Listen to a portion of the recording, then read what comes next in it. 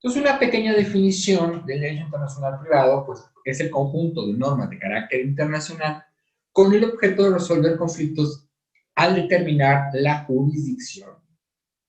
Y no solo la jurisdicción, sino también la ley que se debe aplicar y que en su momento se debe ejecutar en caso de concurrir dos o más leyes. ¿Por qué concurren dos o más leyes? Porque concurren dos diferentes nacionalidades. Así como también determinar la condición jurídica de los extranjeros. Bueno, al final, pues los extranjeros están en un país que no es el de ellos. El momento de llamar extranjeros es porque son extraños a este lugar. Y hay dos nacionalidades. La nacionalidad donde están físicamente y la que ellos traen. Al final es un conflicto de leyes. Entonces, ¿cuál es la materia de estudio del derecho internacional privado? Es toda en donde va a haber una concurrencia de nacionalidades, es decir, una concurrencia de jurisdicciones, de leyes. Y entonces, el sinónimo de derecho internacional privado es el derecho conflictual. ¿Cuál es el verdadero objetivo del derecho internacional privado? El verdadero objetivo es resolver qué ley es la que se le va a aplicar a los que están interviniendo en un acto jurídico. Entonces, Jesús y Berenice celebraban un acto jurídico en Nueva York con efectos donde se va a cumplir la principal obligación, que es en Panamá. Tres nacionalidades, la mexicana, la estadounidense, la canadiense. Tres, es un acto de comercio. Tres, leyes que van concurriendo, la mexicana, ¿no? La que puede aplicarse en el estado de Nueva York, la que puede aplicarse en el estado de British Columbia en Canadá. Gracias también aquí, Jordán, por estar con nosotros, poner tu cámara. Y bueno, en sí, pues el objetivo es eso. Como nuestro sistema es neorrománico, pues quiero recordar nuestras primeras clases de Derecho Romano. Estas clases de Derecho Romano no es nada más meramente historia, es entender el corpus iuri que nos está rodeando como mexicanos. Yo les comentaba en otras de las clases que nosotros somos abogados sobre leyes mexicanas. Vamos a tener o tenemos una cédula profesional para poder ejercer el derecho mexicano. Sin embargo, mi finalidad es que ustedes también puedan ejercer el derecho internacional dentro de México y fuera de México, y principalmente fuera de México, que se vayan a vivir su experiencia al extranjero. Pueden trabajar en alguna organización internacional, pueden trabajar en un despacho en otra parte del mundo, pueden ser asesores jurídicos del derecho mexicano. Yo se los he comentado mucho, me encantaría, y pronto lo estaré logrando, que me vaya un par de meses, obviamente con mi esposa, mis hijos, me vaya un par de meses a Ámsterdam, que me gusta estar en Ámsterdam, principalmente más en La Haya, porque es mucho más tranquilo. Y ahí, frente al Mar del Norte, en la playa, rentar un lugar por 2 meses y yo poder recibir a todos los inversionistas holandeses que me contacten a mí, que me digan: Jesús, queremos invertir en México. ¿En qué podemos invertir? O Jesús, queremos invertir respecto de esto. ¿Podemos invertir esto? Y la clave es la ley de inversión extranjera. O viceversa. Hay un grupo de mexicanos que quiere invertir en Holanda, entonces yo tengo que estudiar la ley de inversión extranjera holandesa para ver en qué pueden invertir y en qué no pueden invertir los mexicanos. Uno de los tips importantes es tener un gran conocimiento con las embajadas y sobre todo relaciones públicas con las embajadas. Dentro de las embajadas tenemos nosotros a un representante comercial y él es con el que vamos a tener el trato. Yo hablo con el representante comercial de algún país, como los Países Bajos, y entonces le pregunto: ¿qué necesitan los Países Bajos de México? Entonces ellos me dicen: ¿cuáles son las principales empresas holandesas que están en México? ¿Cuáles son las principales empresas mexicanas que están en Holanda? ¿Qué es lo que los mexicanos requerimos de los holandeses? ¿Qué les tenemos que importar o qué les podemos exportar? Mi primera experiencia que tiene que ver precisamente con una embajada fue precisamente estando yo en un desayuno en la International Chamber of Commerce, que me empecé yo obviamente a relacionar, pues constantemente, mensualmente, cada 2 meses hacíamos un desayuno, la comisión de arbitraje, en la cual estaba yo, y en ese desayuno alguien me dice, va a haber un evento en la embajada de Irlanda mañana, ¿te gustaría ir? Sí. El evento fue el 31 de enero del 2003, o sea, para que se fijen desde cuándo he estado yo ya cabildeando con las diferentes embajadas y en diferentes países. El evento era una cosa significativa porque fue la gran adhesión de la Unión Europea de 15 países que tenía en ese momento, sumó a 25 países en ese momento, ahorita tenemos 25.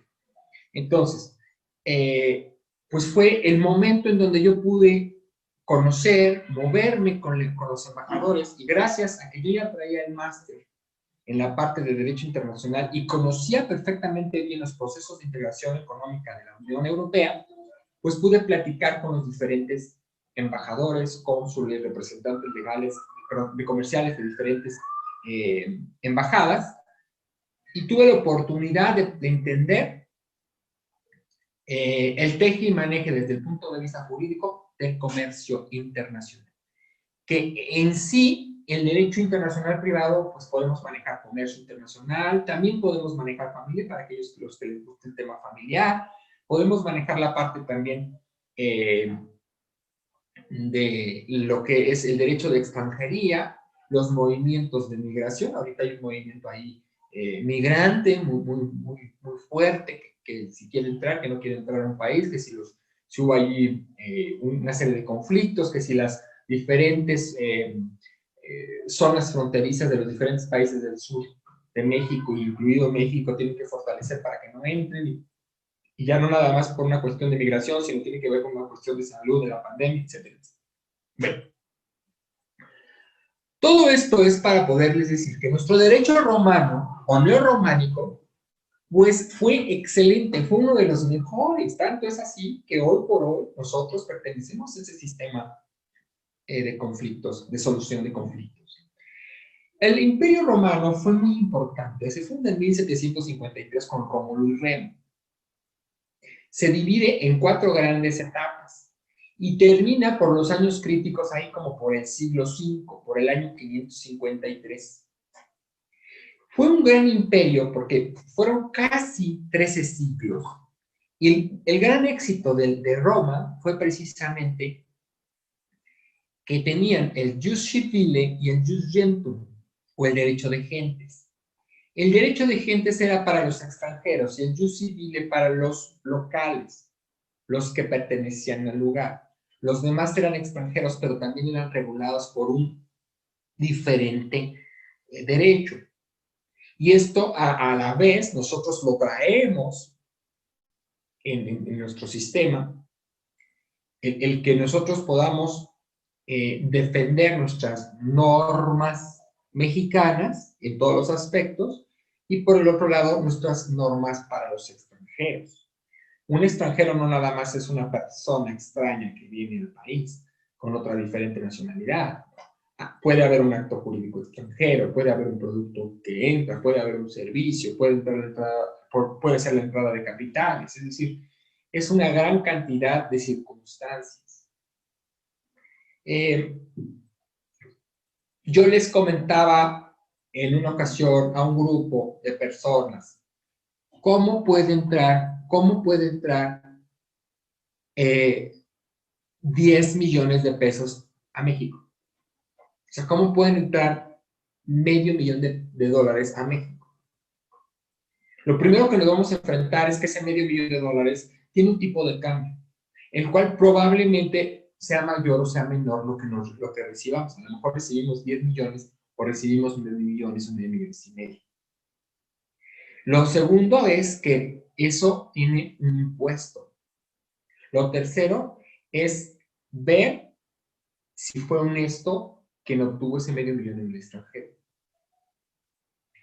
Entonces, ¿cómo puede hacerlo? Una pregunta muy simple que cualquier empresario les haga a ustedes, si son asesores de empresarios. Va a entrar $500,000 en mi empresa. ¿Cómo puede entrar $500,000?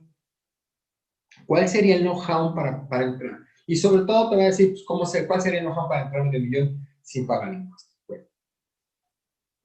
Entonces, tenemos que analizar pues, nuestros jus civiles, nuestro corpus jure mexicano, para ver cuáles son la normatividad que se va a aplicar en México y cuál es la normatividad del jus gentium que se va a aplicar para los extranjeros. Entonces, esto es interesantísimo porque aquí tenemos que aprender 3 cosas importantes del derecho internacional privado.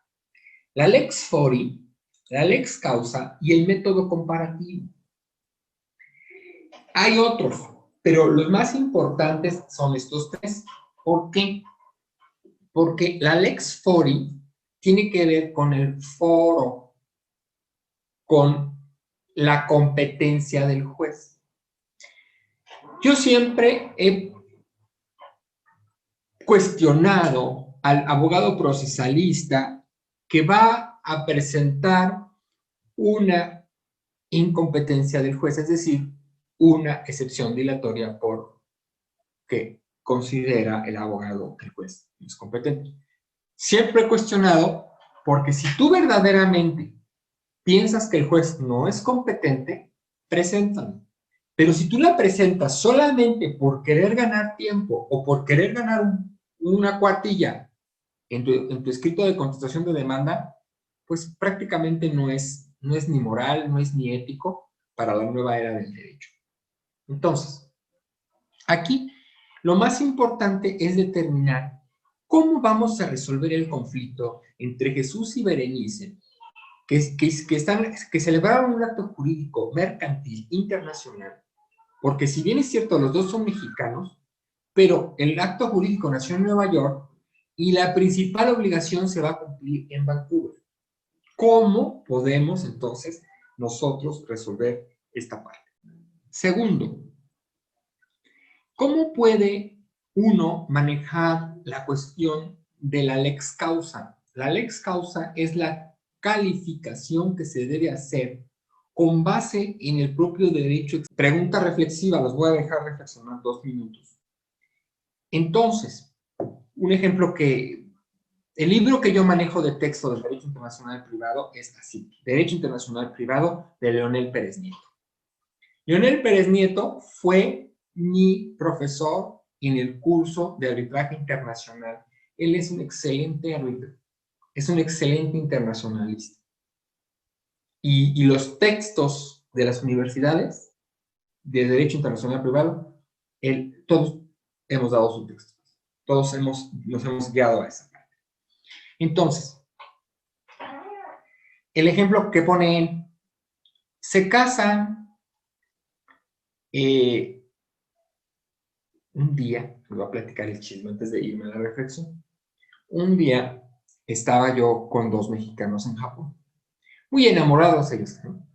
Y de repente, como yo ya había ido, y este era mi segundo viaje en Japón, yo les dije, ¿saben qué? Como es su primer viaje, vayan ustedes para un lado, a los lados que yo ya había ido, y yo me voy a ir a otros lados que yo no he ido. Y dije, esto se me hace que se van a casar, ¿no? Porque andaban muy enamorados. Y se casaron, 2 mexicanos, pero eran mexicanos uno y otra, pues al final, más bien era estadounidense.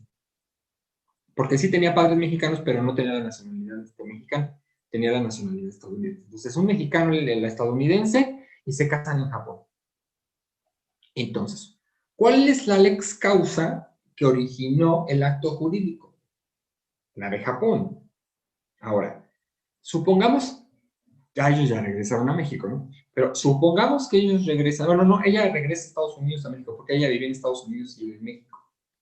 Entonces, supongamos que quieren anular el divorcio, porque en Japón, para poder casarse, tienen 5 requisitos. Voy a imaginar. Y esos 5 requisitos, 4 sí los cumplieron y no lo cumplieron. Evidentemente podríamos hablar de una nulidad, porque no se está cumpliendo un requisito de forma. Esta nulidad, no te vas a ir a Japón hacerlo, ¿no? Te vas a poner de acuerdo si lo haces en México, lo haces en Los Ángeles, donde vivía la muchacha, y el juez mexicano o el juez de Los Ángeles va a tener que estudiar la ley causa, es decir, la ley de Japón respecto del matrimonio, porque esa ley de Japón tiene 5 requisitos y al juicio del que está reclamando solamente 4. Bueno.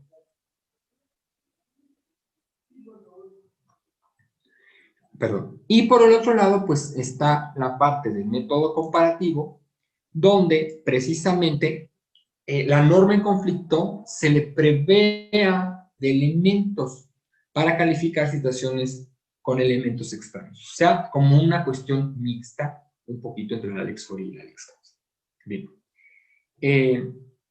Entonces vamos a tener esa reflexión. ¿Cuál es? Tú eres el abogado el abogado mexicano que va a acudir con el juez mexicano y le va a decir, estos jóvenes se casaron en Japón, pero la ley de Japón dice que se tenían que haber cumplido 5 requisitos y solo se cumplieron 4. Ergo, necesito tú, juez mexicano, que declares nulo el acto que celebró Japón, es decir, el matrimonio que se celebró en Japón. ¿Se puede, no se puede? Reflexionen 2 minutos. Vamos a ver con quién empezamos.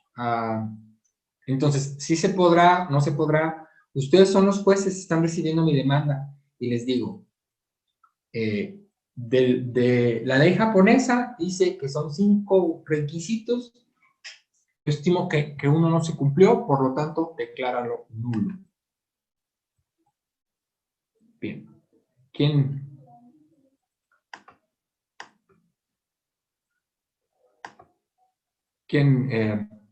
A ver, Carmelo, tienes oportunidad. ¿Reflexionaste esos 2 minutos? Pues buenas noches, maestro, licenciado.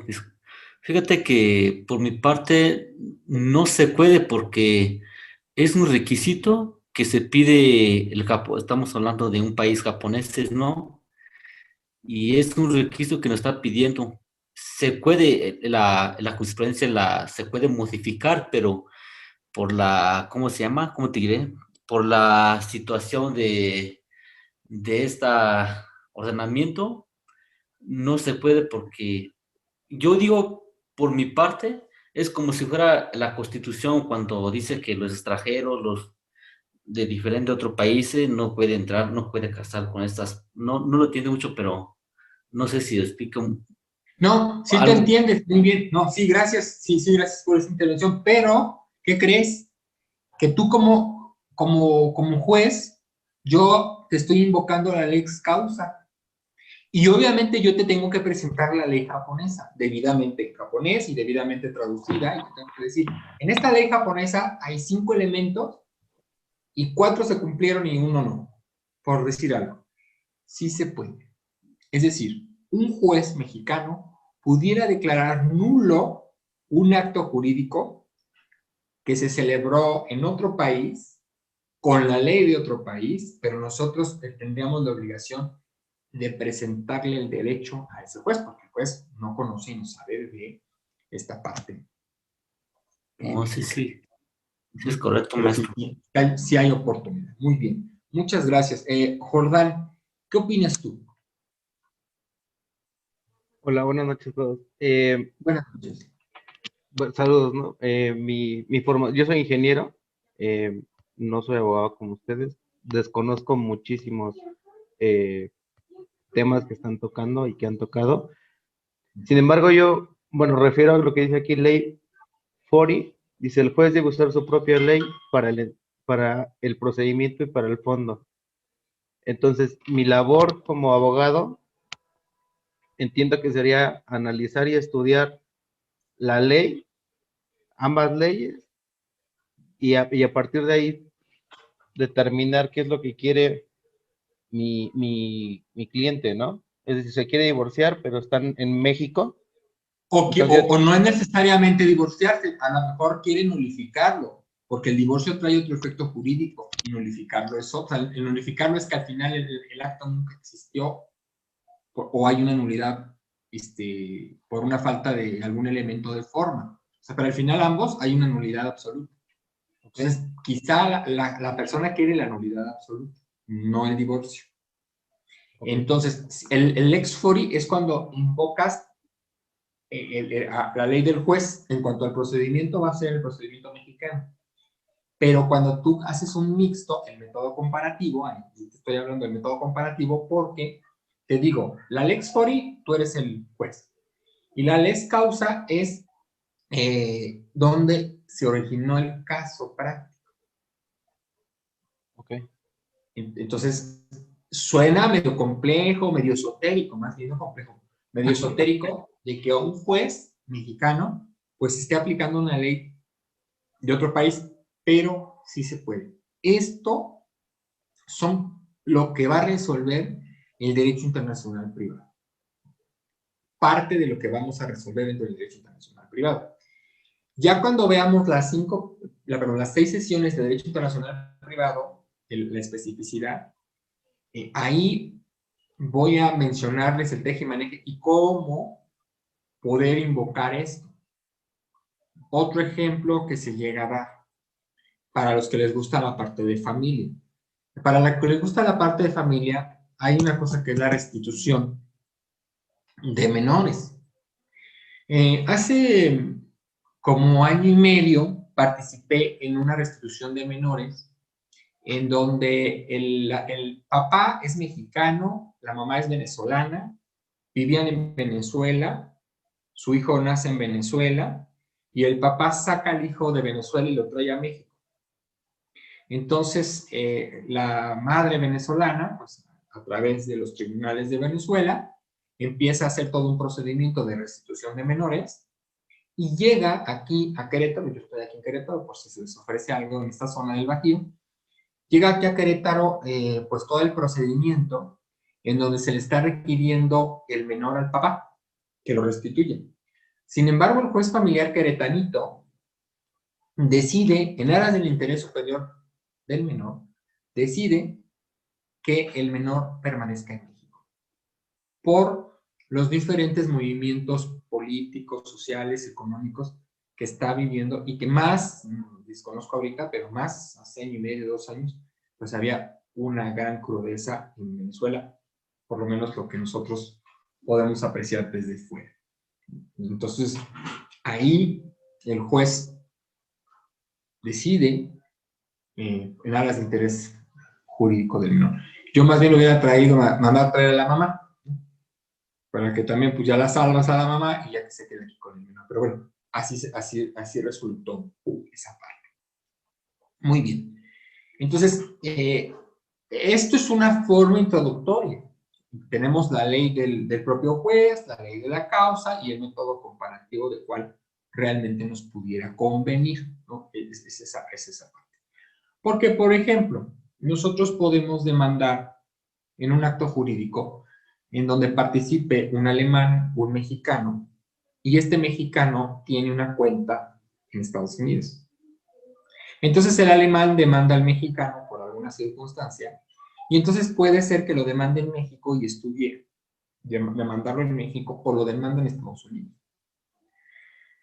Probablemente yo lo demandaría en Estados Unidos porque el mexicano tiene un patrimonio importante que es una cuenta bancaria en Estados Unidos. Entonces, lo que yo quiero es tocar su patrimonio, embargarlo y pues que cubra la obligación. Entonces, es como ir poco a poco. En el caso de derecho internacional público que platicamos en la segunda sesión del buque escuela La Libertad de Argentina, que llega al estado de Ghana, y que llegue y lo reciben con honores y luego al día siguiente llega un juez civil de Ghana y lo embarga, y que de ahí se desata de una cuestión privada, se desata una cuestión pública y que el tribunal del mar es el que decide y decide obviamente a favor de Argentina, porque el buque escuela no se puede embargar, porque hay una extensión de la jurisdicción de Argentina. Pero en este caso, lo que tendrían que haber hecho estas personas es buscar la manera de dónde ejecutar, ya no tanto porque ya habían resuelto esto de fondo, ya habían ya habían acusado a Argentina. O sea, Argentina ya estaba, ya había perdido esa causa, ya habían ganado los acreedores de Argentina. Entonces lo único que necesitaban era ejecutar. Ellos lo ejecutaron mal, pero lo tendrían que haber ejecutado pues de una mejor manera para poder hacerlo. El hecho de que lo hayan ejecutado mal no quiere decir que pues ya no puedan volverlo a ejecutar. Claro que lo pueden volver a ejecutar. Esa es parte de la ventaja de las sentencias y de los laudos de arbitraje del derecho internacional privado, pues lo puedo ejecutar en un lado, lo puedo ejecutar en otro. Eso es lo interesante. Si tú vas a ejecutar un laudo o una sentencia en México, debe de cumplir con los requisitos de forma. Pero esa misma sentencia o ese mismo laudo, si tú vas y lo presentas a Inglaterra a ejecutar, como ellos tienen un sistema muy diferente a nosotros, ellos no se fijan en la forma, ellos se fijan más en el fondo. Y casi nosotros siempre nos fijamos más en la forma que en el fondo. La verdad, perder como abogados de forma es así como muy, muy feo, ¿no? Muy feito. Perder de fondo, pues dices, bueno, sí, la causa estaba perdida, eso es lo que se pudo. Pero perder de forma. Entonces, en Inglaterra, si yo voy y digo, Jesús Paredes, vengo a representar a fulano de tal, no me piden nada. Si yo vengo aquí en México y digo, soy Jesús Paredes, vengo a representar a la Federación Jurídica Mexicana, ustedes me van a pedir el poder. Y el poder me lo firmó Gilberto, y Gilberto es el representante legal. ¿Y quién es Gilberto? ¿Y de dónde salió la personalidad de Gilberto? Y si en el poder no viene que Gilberto es el representante legal y que derivado de el acta constitutiva viene el poder y que aparte tiene el poder a su vez de delegar otro poder a otros, pues me busco un mega problema y al final pudiera yo perder. Y en el derecho anglosajón no. En el derecho anglosajón lo que se niega se debe de probar y en el derecho neorrománico lo que se prueba se tiene que probar. Es decir, si yo digo que soy el representante legal en el derecho mexicano, yo tengo que probar que soy el representante legal. Si llego a Inglaterra y digo que soy el representante legal, todos me van a creer, excepto a lo mejor Jessica, y Jessica me va a decir, Jesús no es el representante legal, ella está negando mi personalidad, ella tiene entonces la carga de la prueba. Al final son dos puntos diferentes que vamos a llegar al derecho. Unos porque lo afirmamos y lo tenemos que probar, el que afirma debe de probar, y otros los que niegan deben de probar, y al final vamos a llegar a un mismo punto. Gracias.